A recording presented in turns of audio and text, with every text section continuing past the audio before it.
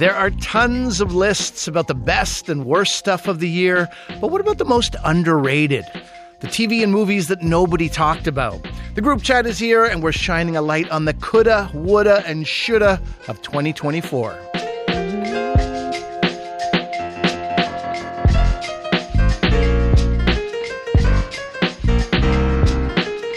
I'm Ali Hassan, sitting in for Elamin Abdelmahmoud. This is Commotion.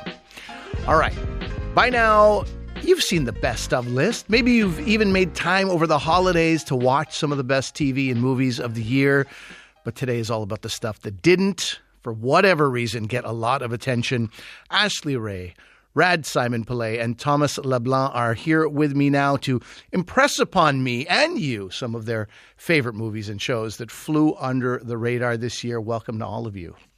Good morning. Hello. Happy holidays. Happy holidays. Okay, Rad, let's start with film. I understand you have a pretty bold statement to make, and that is that the very best movie of the year flew under the radar. What are you referring to there?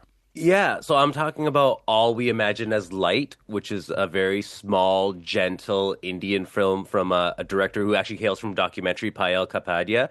And this is this is a movie about three women in Mumbai, all from different backgrounds, all from different kind of cultures and stuff, and just kind of navigating on a very subtle level, the patriarchy, the class differences, the different ways the culture has these expectations on women. But that's all it's not kind of overt. It's all just kind of baked into this story about these women who kind of believe that they deserve romance in their lives and deserve happiness. And it's about how they connect and find solidarity with each other. And it's just it's a beautiful, tender movie where there's so much kind of meaning, just kind of beautiful, kind of subtly worked into the writing, where even a rice cooker, the staple in my house, your house, it's just loaded with meaning. Yeah. And the reason, the thing about it flying under the radar is that it got such a measly release in theaters. It's still playing in a rep cinema here and there. But one in my neighborhood of Etobicoke, because it is on my to see list, and it is in my neighborhood. I'm not going to let this go. Got exactly, the Kingsway Theater, and that's the one theater in all of the GTA that is playing this, right?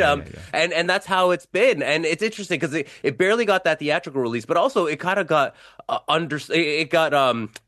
India did wrong by that movie. Yeah, India shut it out. Yeah. So when you talk about the Oscar race, you know how every country has to submit their contender for international feature. India picked some other movie, Lapata Ladies, and the jury defended their decision, saying that, All We Imagine as Light is very technically poor, which is come on now, right? So yeah, exactly. And so it's been kind of really heartening to see a lot of critics awards and bodies naming this a Best Picture prize despite India's not a lack of confidence in that film. So like you said, if you have a chance to see it, if it's anywhere in your vicinity, seek it out, because that's what we all have to do with this movie. We have to seek it out. Yeah, I'm definitely going to do that. And I should say, you're saying it flew under the radar, and yes, it did, but it also won Le Grand Prix at Cannes, and it also was nominated for a Golden Globe. So it didn't Golden Globe, pardon me. It didn't fly under everybody's radar, but certainly all the viewership that it should have, it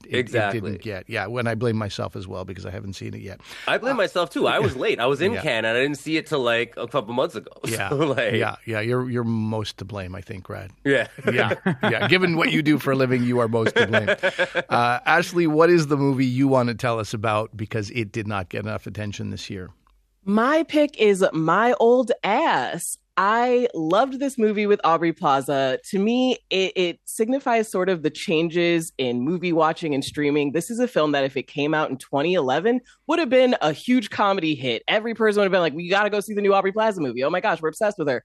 And today it comes out on Amazon and no one cares. This movie is heartwarming. It's hilarious. It's just beautifully shot. It's one of those movies you want to watch over and over again, even though it's kind of sad, but it, gives you that just joie de vivre to live life. And I thought everyone would be talking about her amazing performance, doing something that felt like it was different from the standard Aubrey Plaza character. And I don't think anyone watched it. I think maybe I was the only person who logged into my Prime Video account and actually watched that movie, because no one has heard of it.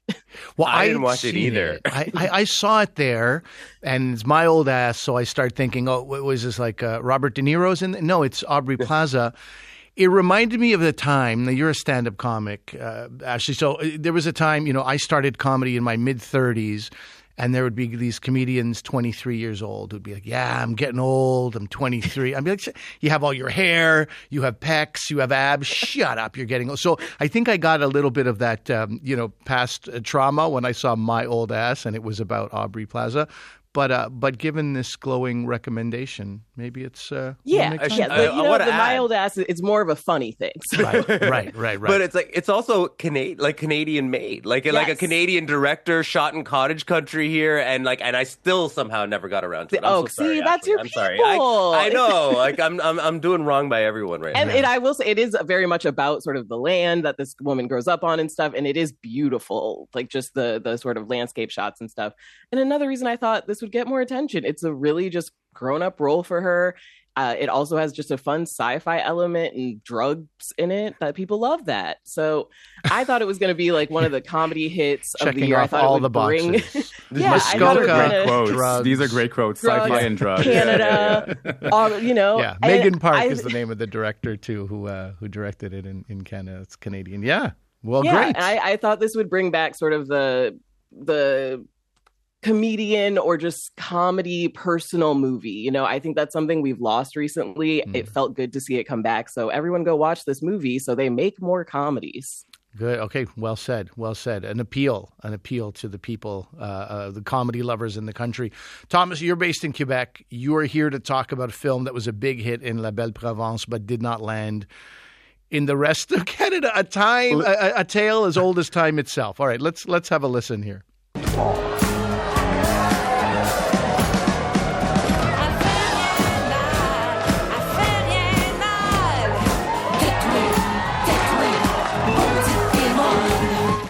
All right, what are we listening to there, Thomas? Listen, Ali, it's my life's mission to bridge the cultural divide between Quebec and the rest of the country. And the biggest Quebec movie this year in the province is a musical movie named Nos Belles Sœurs.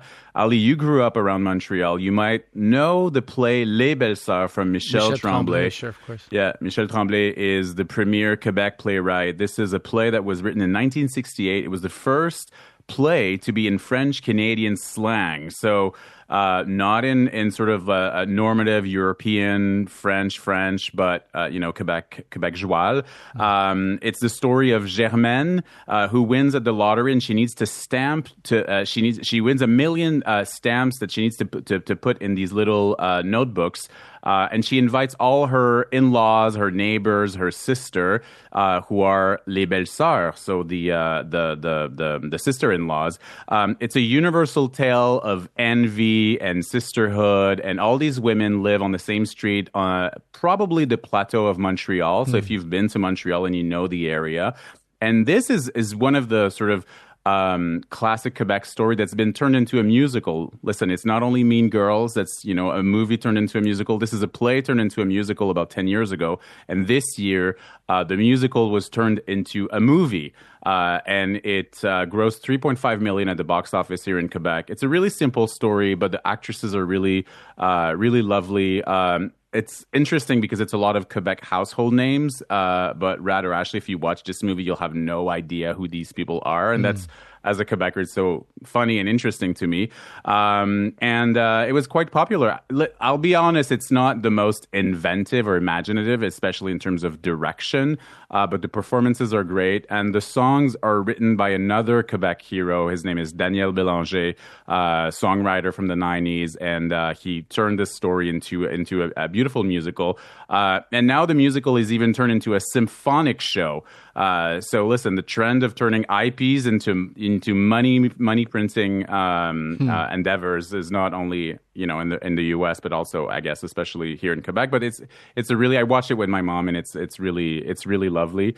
And our direction, it brings you to this in the 60s. We're in 1968, right after Expo 67 in Montreal. It's bright, it's colorful, great dance numbers. And it was actually quite popular. People did go see it in theaters this summer. 3.5 million gross.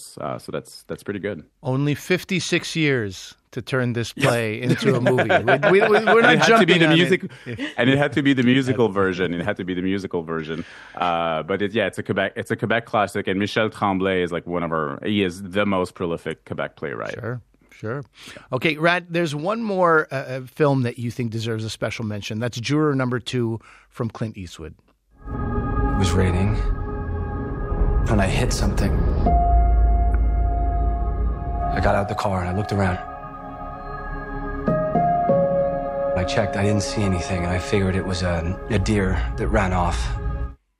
Now, you wanted to flag this movie for us as an example of how the music, the movie business, operates in 2024, and why great films don't get much attention. So tell us about that. Yeah. I mean, first thing I should flag, this is probably the best Clint Eastwood movie in decades, maybe since Unforgiven, and it's the kind of movie we just don't really see in theaters anymore, the courtroom thriller about a juror who, is basically in so many Clint Eastwood movies, the anti-heroes are grappling with a prickly moral dilemma. And in this case, this juror knows that he can get the man that's on trial on the stand. He knows that man is innocent, but in order for him to kind of find him not guilty, he would implicate himself, this juror, in the crime. And look, it's like so many great Clint Eastwood movies. It's a movie about how imperfect justice can be. It's a movie where it's examining kind of the courtroom setting as a place where, through no fault of their own, the people bring their own personal agendas, their own worldviews, and the kind of the responsibilities and pressures that are immediately in front of them to the trial, and makes this imperfect system. And it doesn't even have to be about the courtroom system or the justice system. It could also be about American politics and elections and stuff like that. So it's a really smart, really entertaining kind of meat and potatoes movies that only came to one theater in all of Canada. Okay, and not to mention just a handful of theaters in North America in general, and that's because Warner Brothers, despite having this long history with Clint Eastwood, who has made the million, like American Sniper made $500 million, and despite this relationship where he's always been this heavy hitter box office guy, except for during the pandemic where he attracts heartland audiences, they were like, no, we're gonna basically bury the theatrical release of this movie because they really just wanted people, the Clint Eastwood's audience, to discover it on their streaming service in the US, Max. It's available now here in Canada on Crave. And so because of that, despite this movie making bang up dollars in Europe where it had a real theatrical release, it just got buried over here. And I believe the DOP is Canadian, is Yves Bélanger, who worked with Jean-Marc Vallée for all of his films. So there is a connection to Canada. Maybe that's why they buried it. Is that what you're suggesting, Tums? You're trying to start Seems likely. So this has nothing to do with the fact that it's an intelligent film and it's a thinking film, and that's why they said it might not work in theaters. Or is that? I think it has something to do with the fact that intelligent films and thinking films no longer belong in theaters, because I think the movie studios are anything made for adults is now all about streaming. I mean, if you think about it, a lot I mentioned courtroom thrillers. A lot of the times, even if you look at a show like Presumed Innocent, that's the kind of stuff we used to see in movie theaters, but now it's all gravitated towards long form streaming content on television. So anytime you want something that's not Sonic, you have to go. They're just it's landing on the streaming services. Fast and Furious 43 in theaters now. Ashley, what's your take on that? Is there something these films sort of have in common which leads to them not landing with audiences? Yeah, I think it is definitely the streaming release model that is hindering these movies from finding a wider audience. It's the same with my old ass, Juror Number 2, which I did not love as much as you. That one I think had somewhat of a limited release because in America, Clint Eastwood's politics have such a weird lean right now, where it kind of became a thing where when his movies come out here, it's you got to go see it because MAGA. And so I think that this time around in this election year for Americans, it was I don't want to know what Clint Eastwood is doing until someone tells me it has nothing to do with Republicans. And once I knew that, I was like, okay, I'll go see Juror Number 2. And I think it was a smart movie, even though I felt you figure it out pretty quickly what's going to happen. That's Right, why right. it didn't leave me on the edge of my seat like I wanted. But I think this would have been a success if it had been released in theaters. If you released this in the heartland, that's where people would have gone to see it. So I think it's these studios not knowing their audiences anymore because they're incentivized to sell streaming subscriptions. That's where they need to prove their money and shareholder value. So they shuttle these movies there and you don't hear about them. And, that worked for Netflix, where like every other movie they put out ends up on their number one list. But when you're dealing with, people like Clint Eastwood and artists who you're like, what, you could win an Oscar for this. You know what you have here. And it's clear the studios don't. And I think there's just, the real problem is that films like this are just being devalued now. I'm reminded of a conversation Judd Apatow was having last year too, that when you have like an appliance company or a tech company that owns a studio, you're never going to get Taxi Driver again. You're never going to get any of these wonderful films because it's all about, as you said, shareholder value, actually. Thomas, I was in Quebec until I was in my late 30s. So this is a conversation I've had many times with many people. There are very different reasons when we look at why content from Quebec doesn't land in the rest of Canada. Incredibly successful, popular shows in Quebec fly under the radar everywhere else. What comes to mind when you consider that gulf? Well, if I'm being honest, I think in terms of film and music, Quebecers, French Canadians do consume a lot of American content, but the main difference is television. It's really wild how successful Quebec-made television is with a Francophone audience. Of course, there's language. More than that, also, I think people have this. The comparison I make is almost like a local diet. People want to consume local ingredients, so that's why they would watch local shows and keep up to date with what local artists are doing and are being quite proud and supportive, I guess. And sometimes, to be honest with you, Ali, I wish the rest of Canada was a bit more like this. I wish people cared a bit more about the artists and creators and where they're from. The rest of Canada has a different relationship because a lot of people move to the U.S. But yeah, so in Quebec, we do support. At the end of the day, though, sometimes we lack critical thinking because we sort of assume that everything is so good because it's from here, and it's not the case, obviously. But there are some good jams. There's some good TV shows, especially that are made here. But it's really wild. Like there are certain shows that are watched by 1 million people every day in a province of 8 million people. Yeah, it's completely different from the rest of the country. It's a wild scene. Even you look at stand-up comedy. How many Quebecois stand-up comedy comedians are multimillionaires, and no one has heard of them outside of the province? That's the thing, and they tour the province, and they're household names. It's a different scene. God love it. I'm Ali Hassan, sitting in for Elamin Abdelmahmoud. This is Commotion. We're talking about the movies and TV shows that didn't get enough love this year. According to our guests, Thomas Leblanc, Ashley Ray, and Simonpillai. Rad, one of the biggest problems with streaming is that there is so much to choose from. It is very easy to miss good stuff. Tell us about some television shows that we might not know about already.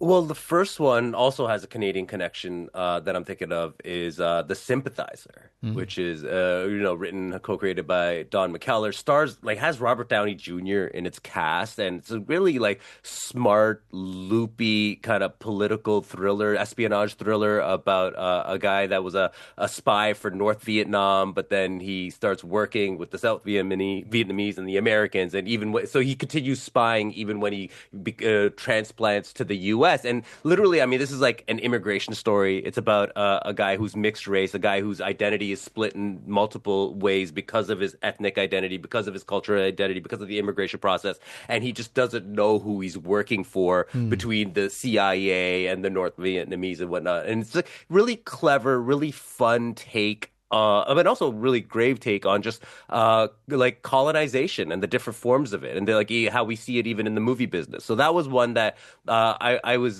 disappointed to see it didn't find much of an audience, even though it's got Robert Downey Jr., who you would think would draw a huge audience. The other show I would want people to know about is The Office Movers. I don't know if you'd heard of this. Sure. Yeah, I know a couple of people in it. Yeah.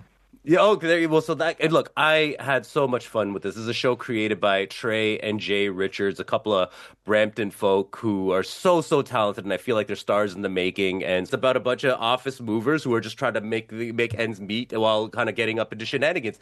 And look, I spent like over 20 years of my life driving cargo vans around the GTA. And I think what this show really captures is when you're doing that kind of a job, the way you try to have your little side hustles while you're on the job, the kind of shenanigans you get to because of this type of job, all the different personalities, the colorful personalities you meet in a great big multicultural city. This show captures that and has a lot of fun with that. And I know it's very Toronto centric, especially when it's like parodying our local slang, but like I think anyone who lives on the margins of a big multicultural city will connect with this show.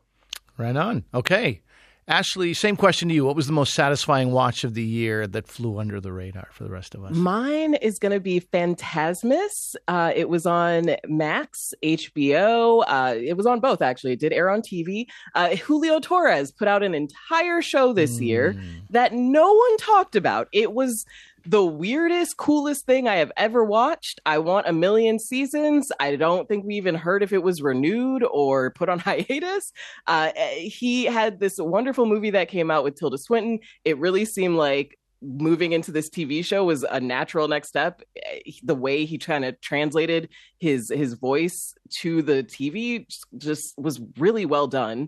If you're familiar with Julio Torres, he is just a very odd stand-up comic who uses a lot of, I don't want to say props. He's not a prop comic, but visuals. He does like his special, The Shape of Things, is him just sort of giving personalities to different shapes and items. And so the TV show is also as out there, but it deals with immigration. It deals with politics in America, abortion. It deals with just so many things in such a funny, brilliant way that I thought for sure this was going to be the critical darling and everyone was going to be praising it all year. And it just sort of was forgotten. It took I wouldn't even say second place to another show by a gay creator. It just was completely forgotten this year. I haven't heard anyone talk about it. It's not on anyone's top list, and it should be. None of those names clicked for me except Tilda Swinton. I'm like, what are all these names? I don't know what you're talking about. I know about it because I listened to his interview on NPR, and I've seen Shape of Things. So yeah, if you see Shape of Things, if you like it, the show is Thanks for the reminder. I loved Julio. Yeah. Julia Fox is in it. Alexa Demi. There you go. They're famous. You need keywords for Rad. I know, yeah. Keywords. All right. As it turns out, 2 minutes left. I'm gonna leave it to you, Thomas. You mentioned all the great TV shows. Let's talk about a show you think we should all know about. In Memoriam is a prestige. The closest we have to prestige television in Quebec, it's on Crave. It's a succession style story where there's a patriarch. In Memoriam, he passes and creates this game for his 4 children to play to decide to figure out who will inherit $84 million. And they all have to revisit past trauma because they were held prisoners by by the father on the property when they were kids. The acting is fantastic. The performance, the performances and the writing are fantastic. But the property where this is shot is Celine Dion's old mansion in Laval, a suburb of Montreal. So it's kind of fun to me as a Celine fan to kind of see where she used to live.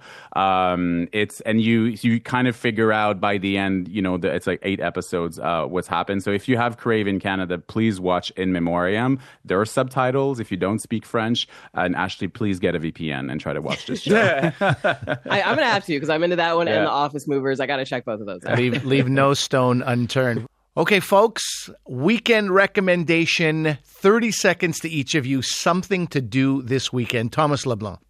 The new Lisa Kudrow show on Netflix, No Good Deed, by Liz Feldman. She created Dead to Me a few years ago. I love this show. I can't wait to finish it. I watched the first couple of episodes. It's this couple that needs to sell their house, and they're interacting with the few visitors and the few people interested. And I can't wait to see where this is going. And I love Lisa Kudrow. Awesome. Ashley? My pick is Laid on Peacock. It is hilarious. It is a show about a woman who realizes she has a curse where anyone she has slept with dies. So she goes about trying to find everyone she slept with to warn them that they might die. John Early has a wonderful cameo appearance, maybe one of my favorite cameo roles that has ever been in a TV show. Stephanie Hsu is the lead in it. It also has Zoja Mamet, who you might know from Girls, Shosh. She's back on our TV screens, and it is so worth it. It is a funny show. You will love it. You'll watch it all in a day. All right, Rad. Look, we were talking earlier about how there's no stuff for adults at movie theaters. Well, one big exception this weekend, Nicole Kidman is in Baby Girl, a Christmas movie. Yes. And you know a Nicole Kidman Christmas movie is going to be horny as hell because Eyes Wide Shut, one of the greatest Christmas movies of all time. And this is a movie where she plays a high-powered CEO who has an affair with a young, hot intern. And, basically boardroom politics enter the bedroom. And it is just basically the return of the erotic thriller that you should absolutely head out and go see. So even if Christmas has passed, erotic thrillers live forever. So check that out. Great recommendations, everybody. I'm going to add something, which is Get Millie Black, which I started watching this week. And we did an interview earlier on this week on this show. People can check that out. Enjoy the rest of your weekend. Thank you so much. Thanks for having us. Thanks for having us. Thomas Leblanc is a cultural commentator on Radio Canada and host of the CBC podcast Céline Understood. He's in Montreal. Ashley Ray is a comedian and podcaster in LA. She hosts the show TV I Say. And Rad Simonpillai is a freelance film critic and a regular here on Commotion. He is in Toronto. And that's it for Commotion today. If you're listening to this on the podcast feed, please make sure to give us a follow. Commotion was produced this week by Stuart Berman, Ty Callender, Jean Kim, and Jess Lowe. Caitlin King is our intern. Our digital producers this week have been Amelia Ekbal, Shuli Grossman-Gray, and Kajal Power. Our director this week is Jane Van Couverden. Our engineers this week are Shirley Gao and Sam Hashmi. Our senior producers are Danielle Grogan and John Perry. Beza Seifa is our executive producer. And I am Ali Hassan, sitting in for Elamin Abdelmahmoud. We're back on Monday.